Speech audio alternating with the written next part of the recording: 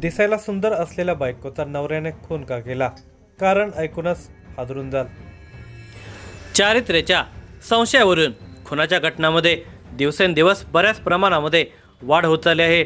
नुकतीच पुणे जिल्ह्यामधील एका खेडेगावामध्ये अशीच एक घटना घडली. आपल्या पत्नीच्या चारित्र्यावर संशय घेऊन तिचा गळा दाबला, तिचा निर्गुण खून केला. पण तिने स्वतःहून गळफास घेऊन आत्महत्या केली असा बनाव केला आणि स्वतः जुन्नर पोलीस स्टेशनला जाऊन खोटी माहिती दिली. पण पोलिसांच्या अनुभवी नजरेतून खरा प्रकार सुटला नाही. पोलिसांनी कसून चौकशी करत त्याला बेड्या ठोकल्या. या धक्कादायक घटनेचा सविस्तर वृत्तांत पुढे पाहण्या अगोदर जर तुम्ही या चॅनेलवर जर नवीन असाल तर प्लीज आपल्या या मराठी चॅनेलला नक्की सबस्क्राईब करा.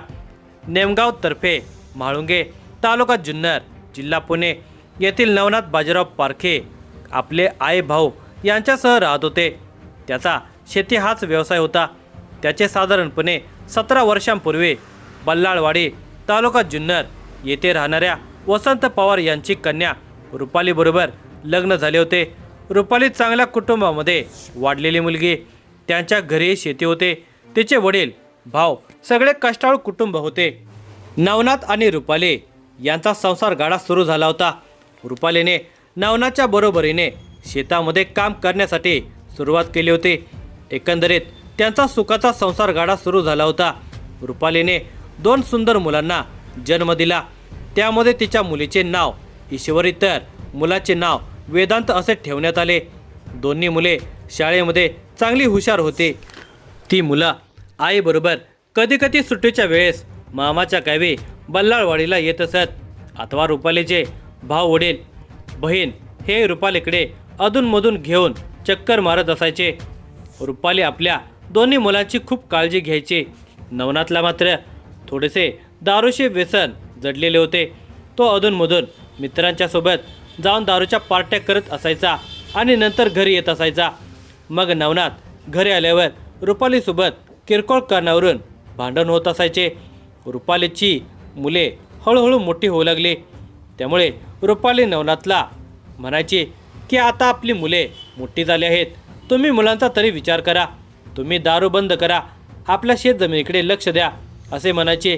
रुपाली आपल्या माहेरी आली की ते आपल्या आई, वडील, भाऊ यांच्याकडे नवनाथबद्दल तक्रार करायची. आता नवराचे दारूचे सवंगडी दिवसेंदिवस वाढत चाललेले होते. मग बऱ्याचदा रुपाली उशीर झाला की नवनाथला घरी बोलावं लागल्यामुळे नवनाथचे मित्रमंडळी नवनाथला रुपालीबद्दल एकाचे 2 सांगून सतत चिडवत असायचे. कारण रुपाली दिसायला सुंदर असल्याने नवनाथ तिच्या चारित्र्यावर शिंतोडे उडवायचा. तुझे वागणे खराब आहे असे म्हणून तिला शिवीगाळ आणि मारहाण करू लागला. त्याबाबतची सगळी माहिती रुपालीने आपल्या वडील आणि भावाला सांगितल्यामुळे त्या दोघांच्या भांडणाला कंटाळून त्या लोकांनी नवनाथ आणि रुपाली यांना बल्लाळवाडी गावी आणले. साधारणपणे रुपालीच्या आई वडिलांनी बघून दिलेल्या खोलीमध्ये ते 10 वर्ष राहिले. तरी पण त्या दोघांच्यामध्ये ऐनकैन कारणावरून भांडणे होत होते. असाच काहीसा कालावधी निघून गेल्यावर त्याच्या सततच्या भांडणाला ती कंटाळलेली होते. त्या दोघांनाही रुपालीच्या भाऊ आणि वडिलांनी त्याच्या घराचे बांधकाम करायचे असल्याने त्यांच्या गावी नेमगाव तर्फे म्हाळुंगे येथे पाठवले. नवनाथ हा कोणत्याही कारणावरून रुपालीवर संशय घ्यायचा. रुपाली आपला भाऊ, वडील, बहीण, मामा यांच्याशी फोनवर बोलली तरी तो तिच्यावर संशयी नजरेने बघून तिच्या चारित्र्यावर संशय घेऊन तिला शिवीगाळ करत मारहाण करत असायचा. नवनाथ आपल्या गावी आला तरी तो रुपालीवर संशय घेण्याचा काही कमी झाला नव्हता. रुपाली त्याला म्हणायची, अहो आता आपली मुलं मोठी झाली आहेत, तुम्ही त्यांच्यासमोर मला शिवीगाळ कशाला करता? त्यांना किती वाईट वाटते.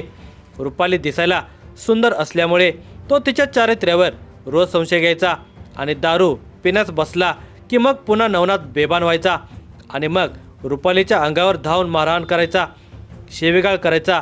नुकतेच 1 महिन्यापूर्वी रुपाली नवनाथच्या मारहाणीला आणि छळाला कंटाळून आपल्या माहेरी निघून गेले होते.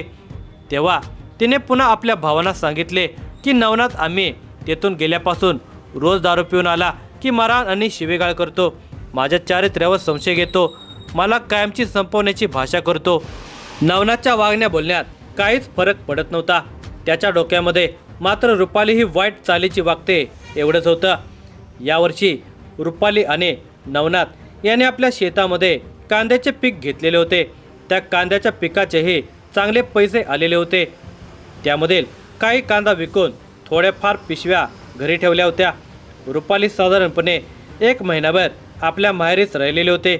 नवनाथने तिला मारझोड केल्याने तिने आपला माहेरचा रस्ता धरलेला होता.